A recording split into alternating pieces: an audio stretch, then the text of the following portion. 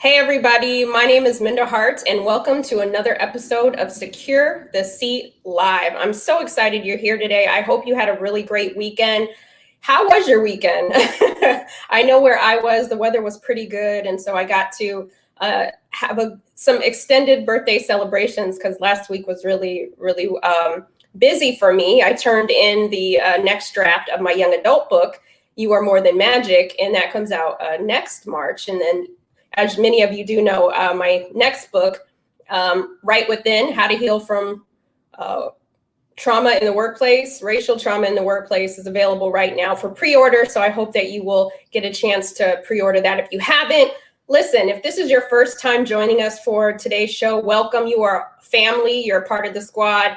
For those who join us every Monday at noon, so happy that you're here. Make sure that you pop your questions in or your comments. You know, we like to throw some of those up on the board. So welcome back. I'm really excited about today's guest because she has been such a blessing to me every time I've heard her speak. And you know, sometimes certain things just hit in your life at certain points, and you just know that that was the word for you. And every time that I've heard Dee speak, it's been a word that I've needed. And so one of the things that I love to do is bring speakers on who can help us secure our seats, but internally as well, mentally, not just physically. And so, Dee Ross, she's a corporate executive, but she's also a coach, a master storyteller, so many things. And so if you're in the chat, give Dee some love, because I'm going to bring her to the stage, because today we are going to talk about how to create the life you want.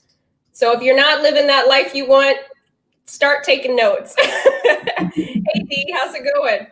All is well, all is well. I'm so honored to be here today with you, Minda.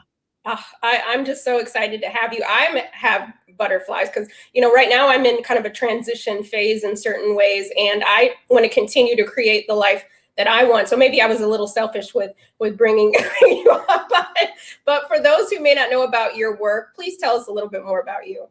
So my day job, as you mentioned, I am an IT executive for a Fortune 100 company. I there oversee an international team, both here in the US and also in India.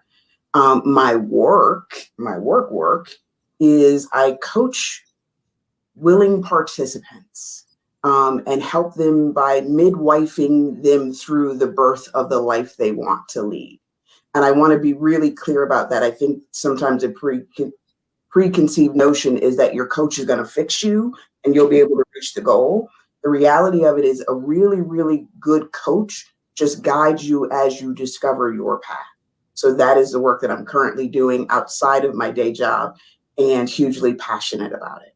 And you're so good. We're going to drop your link so that people can find you and follow you on Instagram, because I already know I'm not going to have to convince too many people after they hear what you have to say. But if you're watching us on LinkedIn right now, or YouTube, or on Twitter, make sure that you pop your questions. If you want to create a life better than the one that you're living right now, walking into your purpose, whatever that might mean to you, it doesn't have to be the start of the new year. You can start that anytime you want. But Dee, the first question I wanted to ask you is, can you share with us when you realized you needed to recreate a new life, and what steps did you take?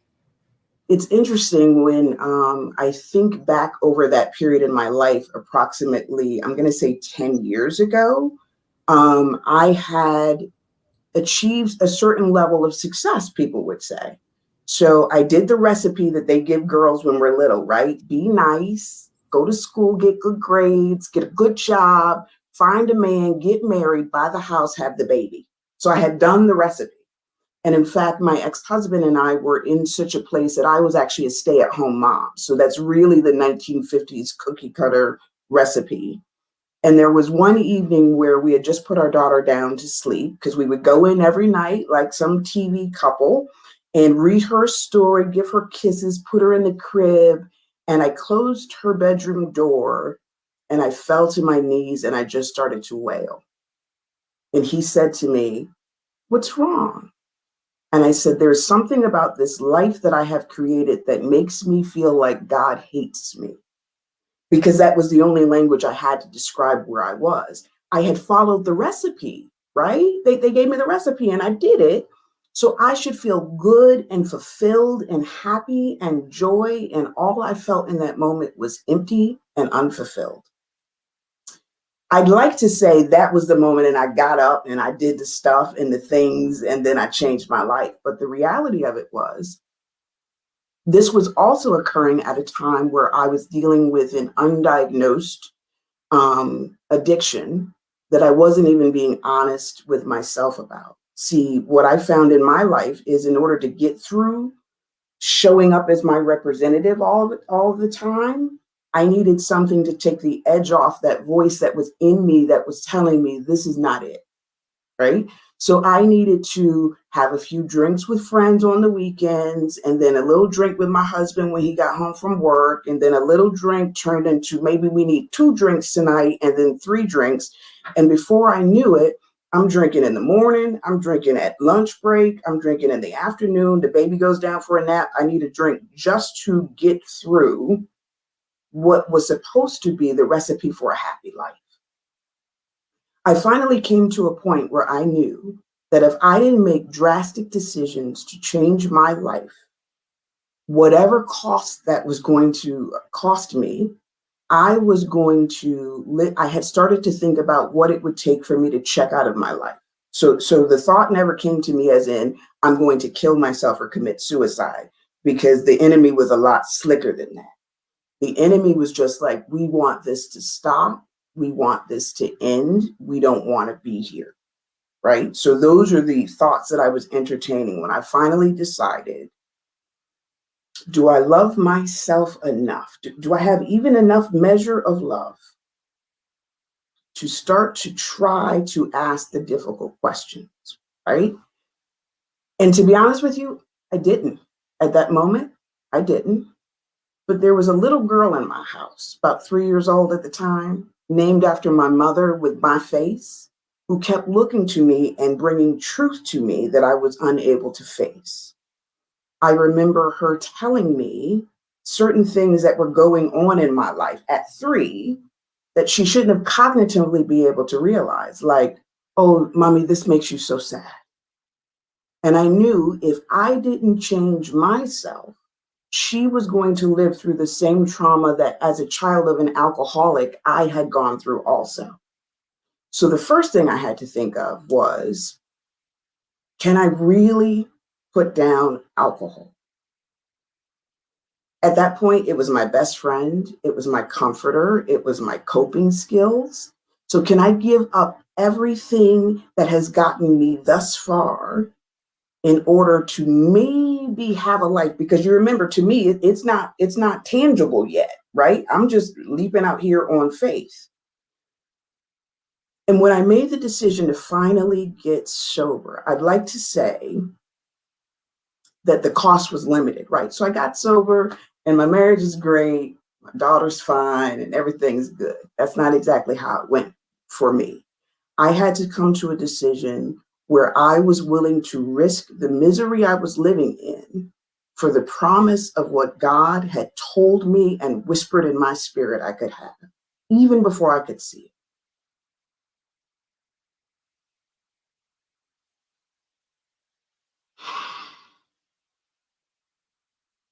Just need to breathe on that. Dee, listen, I appreciate you sharing your truth, because it's so many of our truths, and I know that there are so many people watching us right now and who will watch us later this week, and they're feeling that same thing. I mean, you posed the question, do we love ourselves enough to ask ourselves the difficult question, right? And that is a word. I mean, let that just penetrate in everybody's system, right? Write yourself on a sticky note, okay? Like, do I love myself enough to ask the difficult questions? Because creating the life that you want requires you to ask yourself some difficult questions. Yeah, exactly. Dee, did you want to pick up where we left off? I can absolutely pick up where we left off. When I got really clear, right? And I think this is, if I told you to start with any one thing in how to co-create a new life for yourself, it would be, are you willing to be honest? Are you willing to really face the truth, right? We like to say that we're honest people because we're raised to believe that honesty is something you should lean towards and it's a good thing and be honest. But the reality of it is, for me, I was practicing lies of omission. There was a ton of stuff in my life that I wasn't even looking at, right? So, for example, my ex-husband, great guy, nice guy. He's the guy that people say, oh, yeah, that's a good guy. He's got a lot of talent, a lot of potential. Get him. He's a good catch. I never asked myself, was I actually in love with this human being, or if I was in love with the image of what he represented? I remember he and I had a conversation when we had come to the point where I understood that I needed to leave this marriage to be whole. And I said to him, I said, I am speaking to you from a place of love. I'm not leaving because I don't love you.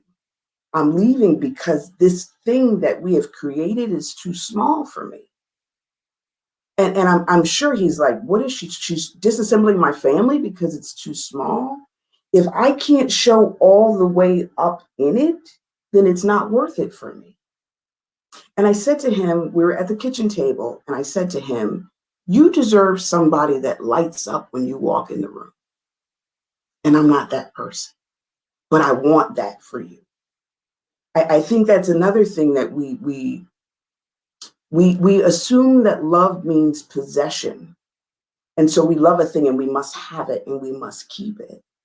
The reality of it is, love assumes the best, wants the best, is patient and kind. So in this situation, at this stage in our relationship, the most loving thing I could do is let this man go find someone who lit up when he walked into the room. And that wasn't easy because I was, at the time, 38 years old. I was underemployed and underpaid.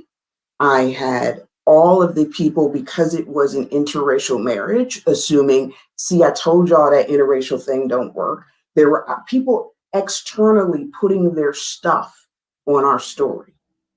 And I had to again decide, is your opinion of me greater than my opinion and what God told me? And I decided it was not. And it also involved seeking help. I had to get real honest with myself. It's not normal to drink every single night. It's not. I know that's going to offend some people because you take a little wine and you think wine is not really alcohol. For me, it wasn't a choice. You're stepping on some of our toes, right? Well, here's the litmus test. Here's a litmus test. Whether it is alcohol, whether it is shopping, don't look at my Amazon delivery history, okay? Whatever the it is, that when you do it, you get the after. Be mindful of it. Take a look at it. When I came to an understanding that I wanted to stop drinking and could not, that's when I understand, oh, I don't have alcohol. Alcohol has me. And so I go into a room full of people that are in a step-based program, and I have to humble myself enough to understand, and they reminded us often, your best thinking got you here. So are you willing to unlearn what you know to learn something new? And so from there, everything really started with the question, what if? Right? So I was raised in I don't want to call it puritanical Christian environment. I was raised in an old school Christian environment where it seemed as if God was more inclined to be up in heaven with an abacus, racking up all the stuff that I did wrong. When I got into recovery, they challenged me to create a God of my own understanding. And the God of my understanding was one that was for me. I know we all say that, that's Christian jargon, God's for me, yay, I'm highly favored. But do you really believe that God is for you? For me, it occurred on a personal basis, still while I was drinking. And I was so angry with God. I was drunk and angry with God. So you talk about grace and mercy, right? Drunk and angry with God. And I said to God, how dare you? And I started listing all my traumas. You let me be raised by a violent alcoholic. As soon as he stops drinking, my mother dies of breast cancer when I'm 16. My marriage is falling apart. I'm a Black woman in America. Like, could you have made this scenario any more difficult for me? And I heard a voice say, if your daughter was lost, what would you do to get her? What would you do to find her? And it was so clear to me that I answered. I said, well, if she's on earth, I'm going to find her. And the voice said, so what much more would I do to come get you? And from there, whoa, you mean even in my mess, you'll come get me? You mean even over here with my knee out and this elbow scrape, you coming? Well, I must be worthy. If you are coming to get me, you don't go get trash. You know what I mean? You don't go get things that aren't worth something, that aren't valuable. And then I also had at the same time, the understanding that I'm raising this little human being that is tremendous and spectacular. And look how she thinks and she learns and grows. And you trust me to raise her? Well, what am I not seeing about me that you know that I need to plug into? And that's the what if. So what if God is really on my side? What if these things that I went through were designed, along with the gift of storytelling, to be able to help others? What if when the landlord says he's going up on the rent, you just buy a house? It's just so audacious and impossible to wrap your mind around when you've been told, be quiet, be small, and be happy with what you're given. So it takes a lot of courage to also believe that you are worthy of the life that something in you is telling you you're supposed to have. And we all know it, Minda. You in some stuff, you know. Nobody has to point out and go, that's not for you. You feel it in your body. It shows up in your body all the time. So are you willing to give up being miserable at a chance of having a life that matters, a life that is a legacy? If I passed away right now, and I hope that I do not, I hope I got at least another 50 years here. If I passed away right now, though, I know I've changed people's lives.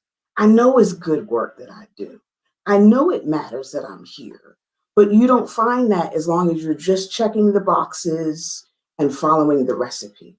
It takes a certain amount of courage. And for me, that meant I had to hit rock bottom and have nothing to lose in order to gain myself. I had this tambourine moment all around. Okay. I'm just like, the next service starts at 2. Okay.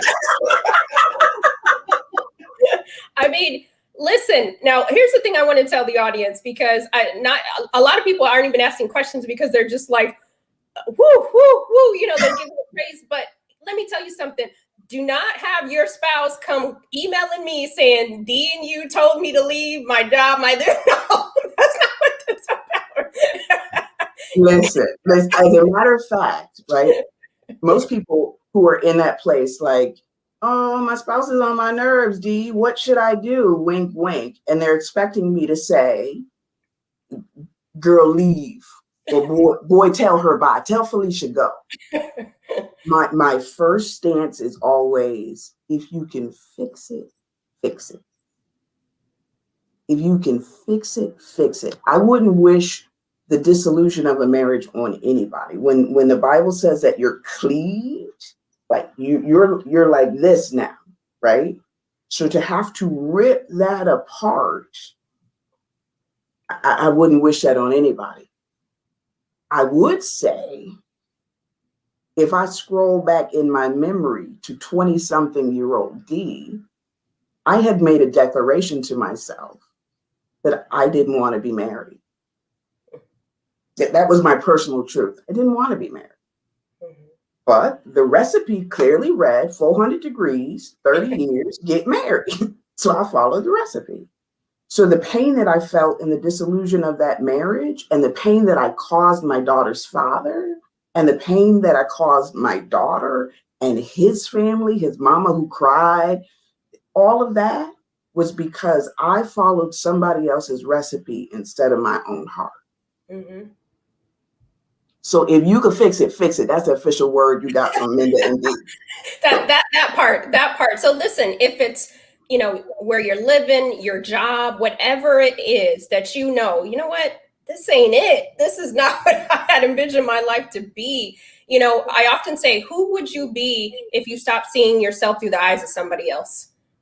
Do you know, Minda, when I work with my coaching clients, what I find most interesting, one of the most amazing things to me every single time, is when I ask them that specific question. If money was no option, if you weren't mother, father, spouse, whomever, if you could strip all of that away, who would you be?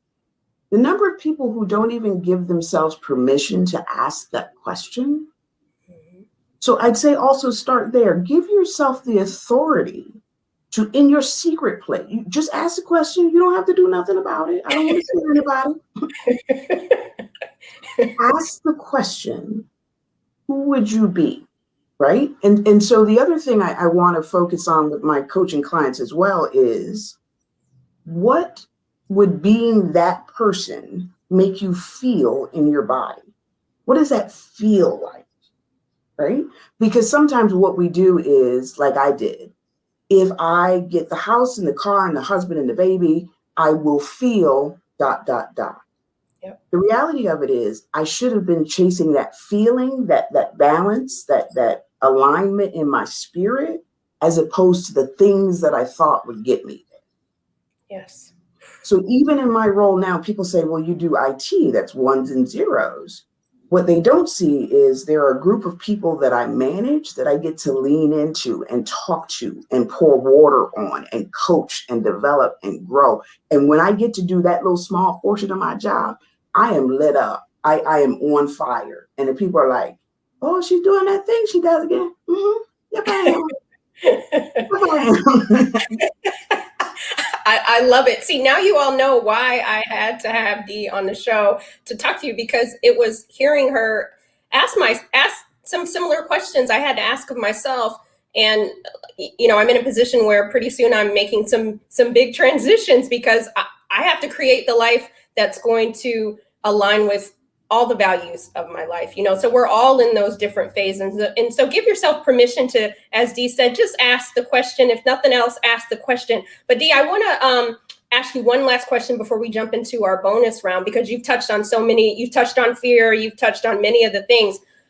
Somebody's listening to you right now and they're like, whew, that takes a lot of courage. I don't even know what to do, what the first step looks like. You told us this first step was ask yourself the question, but tell us a little bit maybe about, once you did all that, what is life like for you now that you've asked yourself the questions, now that you're, because that's the part that people sometimes can't see, where asking that question and being intentional will lead you to. Can I tell you, Minda, right?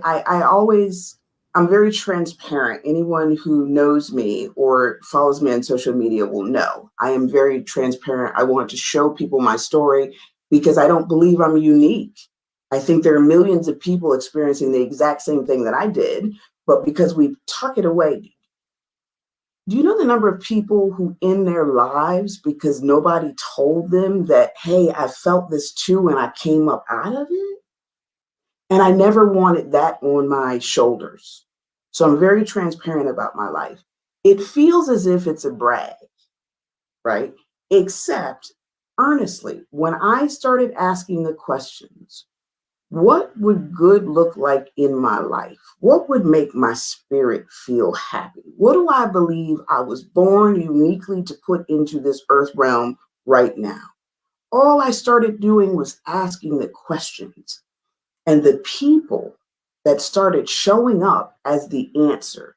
Hey, Dee, whether it was my coach, Carla, who said, have you ever thought about coaching? Because I don't think that thing that you do full time is really where your thing is. Have you thought about it? Now I got another question. So what does that look like?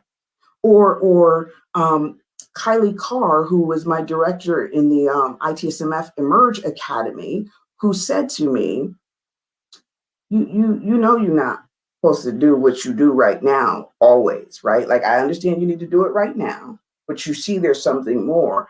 And then she followed that up by, I'm in a class with 24 very powerful women, and I would hear something that I believed someone should hear, and I would say, Kylie, can I do this?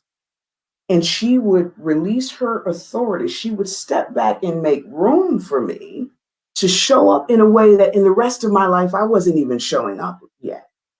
Right? There's so many ways. When you see me, you are literally seeing 10,000 people with you, people who made way for me just because I was willing to ask the question.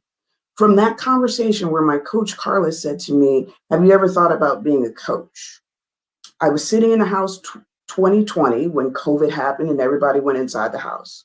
I had 3 speaking engagements unsolicited in 2020, sitting up in my house because I asked a question in 2019.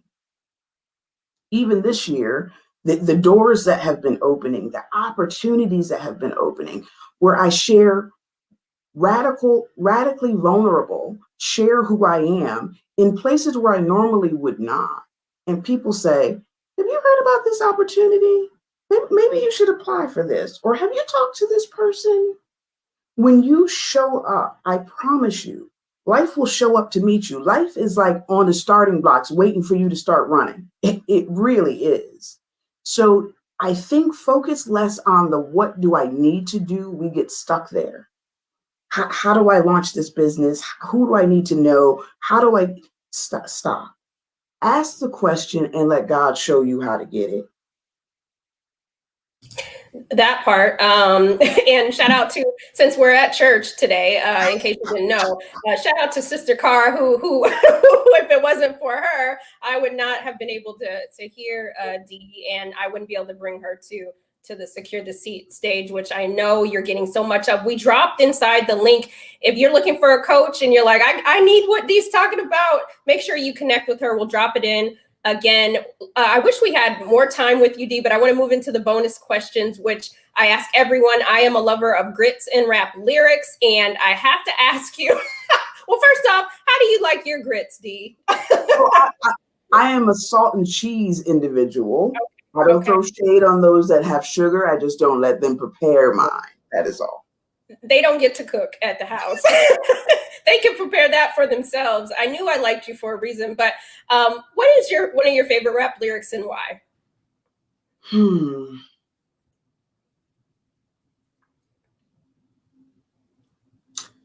Actually, believe it or not, I am a rap connoisseur as well. I like to tell people that I'm everything from Jane Austen to Jay-Z. Like it's all smushed in there. I'm thinking what pops into mind first is it's actually a freestyle by Black Thought that was done on Funk Master Flex. And he is rapping consistently freestyle for 10 full minutes. And there's this one little hook where he says, I'm a griot, I make you want to peacock your arms. And if you listen to the broader stance of it, that's the part where I really start bopping, and I turn it up. And my daughter's like, you can't dance, but I'm still doing it anyway. It's the first time that I heard someone in mainstream culture refer to what I am, which is a griot. And for those that don't know what that is, in Western Africa, there were generations of storytellers who passed down history. So people say, why don't we have a history?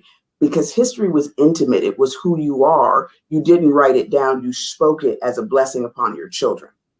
So that is what I am. So that is one of my favorites when I'm like, yeah, I do swell with pride when you say that lyric.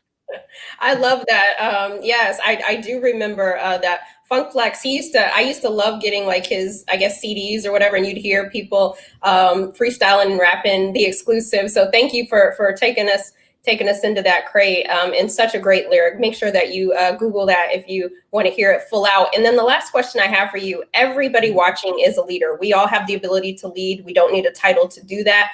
What is one bit of advice that you would give everyone to make the workplace better than they found it? Be radically vulnerable.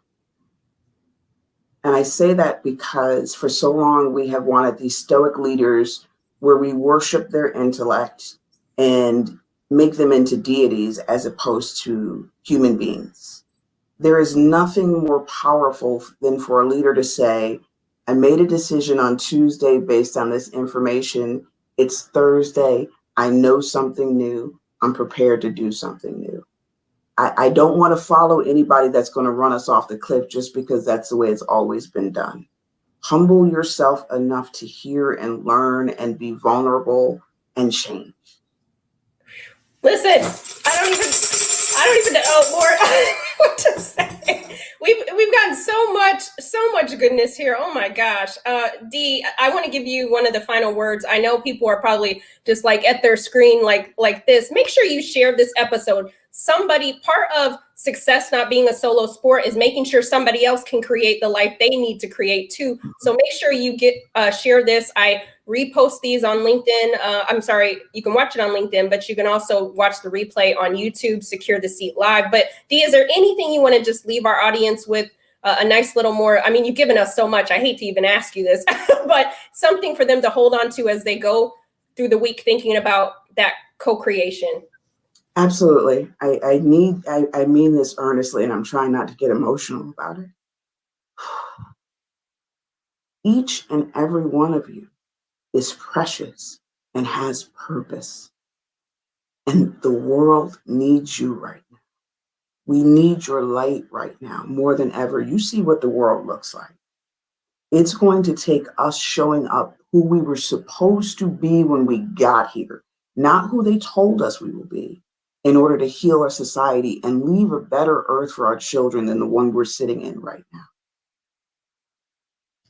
Thank you for that. I know I'm taking every last drop of that with me this week. For people who want to hire, work, follow, we'll drop your information in the chat again, because I know people are, listen, you deserve it. You deserve to create a life that makes you smile, that makes you happy, that centers you. And that's not being selfish. That because others will get the best of you too when you start to create that happiness for yourself. Dee, I'm so thankful to have you on the show. Thank you for your time. Thank you for your gift. Shout out to everybody out there watching. I hope that we all collectively will go and create the life that we're supposed to be living, so that when we do all leave and transition to wherever we're headed, that we can smile and say, it was good. We'll see you all next week for Secure the Seat Live. Take care and keep securing your seat. You will.